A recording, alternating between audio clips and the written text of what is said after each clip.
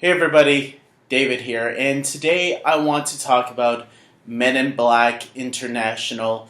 This is the fourth Men in Black film, but in a way they are kind of starting all over because they're giving us all new characters with maybe some loose connections here and there, just in case they have another Ghostbusters 2016 scenario where people, uh, you know, target the film before even seeing it. But unlike the 2016 Ghostbusters film, which I actually thought was pretty entertaining, uh, Men in Black International is probably what you're expecting. It's a been there, done that.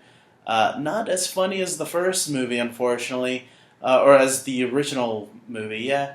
And it's kind of sad because I think this movie had a lot of promise going into it, especially when you hear Chris Hemsworth and Tessa Thompson both reuniting from Thor Ragnarok, which was such a huge hit critically and commercially.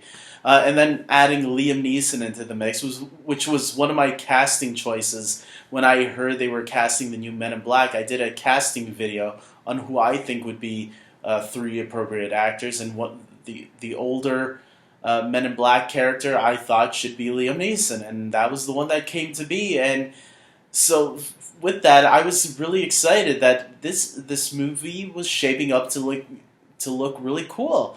And watching this movie, it made me realize it's not the stars people should be excited about; it's who's directing. And I'm not gonna throw Gary Gray under the bus because I know I believe he directed. There's a movie he directed that it got a lot of critic success. I think it was Straight Out of Compton. I might be wrong on that, so don't take me for word. But I know he did a movie that a lot of people really enjoyed, and he was supposed to direct the Flash movie with Ezra Miller as the Flash, and it looks like it's a good thing that maybe WB passed on him because, this movie really falls flat throughout the entire film. It uses the basic premise of a Men in Black film, what you kind of expect, the basic plot points that Men in Black films always have to hit. Obviously, with two new characters in the main leads. Instead of Tommy Lee Jones and Will Smith, now it's Chris Hemsworth and Tessa Thompson. Obviously a little different dynamic there. And when the comedy isn't hitting as well, there's something wrong with the movie. I think the actors themselves are all doing a great job, acting-wise. Unfortunately, a lot of the jokes that come really fall flat in this movie. At least for me, I was barely laughing, and then when I was laughing, it was like a little chuckle here and there, right? Very, very rare throughout this film. That's not to say the film isn't enjoyable. It was a nice little enjoyable film if you know what to expect from the Men in Black franchise, but with this movie, it did feel tiresome. Because it's like, I've kind of seen this movie, I get it. Let's wrap things up. There's a little twist later at the end, which was very predictable. And it's kind of sad, too. I don't feel there was a good direction in this movie. And, man, I was really hoping this one was going to be the surprise hit of the summer, right? I wasn't expecting it to be like Lion King or Avengers Endgame good.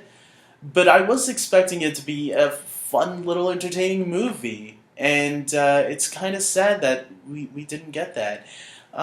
Also, the Men in Black movies, what I really liked about them in the past, even the ones that aren't so great, are these cool-looking aliens that you get to see once in a while in the background or so. I really do feel like there weren't that many aliens in this movie. It's a Men in Black movie, but I didn't feel like there were a lot of them in this movie. Where were all the aliens in this movie? We only got a couple of them here and there throughout, some human-looking ones too. But other than that, I mean, wow, not a lot of aliens. And the aliens were some of the cool parts. You liked seeing a lot of those crazy designs, those crazy creatures that these movies come up with. But they really fell behind on this one. Look, for the most part, I enjoyed it to an extent. I would give it a very weak 6 out of 10.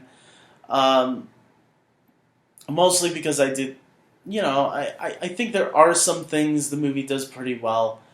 It tells a basic story that kind of you might get a little bit bored by because it is familiar territory. But look, I wouldn't recommend this to people who are not hardcore fans of the Men in Black. And I'm not a hardcore fan. I actually was thinking to myself, I could have probably waited later on for this for like on Netflix or something. But that's just me. And maybe there are hardcore fans that really want to see this movie. You shouldn't let my opinion stop you from seeing it if you really want to check it out. If you were on the fence about it, I would say skip it. That's what I would say. I mean, unless you're really big fans of the actors in the film, but I don't think they're used as well as they should have been. It's great potential here that was really not used to its full potential, unfortunately. So with that being said, guys, that's my review on Men in Black. It's not a film that will insult your intelligence, but it's not a film that will give you the bang for your buck. So that's my thoughts on Men in Black International. Look, maybe in the future they could do a sequel to this movie. I doubt that's going to happen because you think Dark Phoenix bombed badly. I'm very curious to see how well this one turns out. Because I'm going to tell you the truth, my theater was not even half full. Maybe like I would say 48% full. Almost half.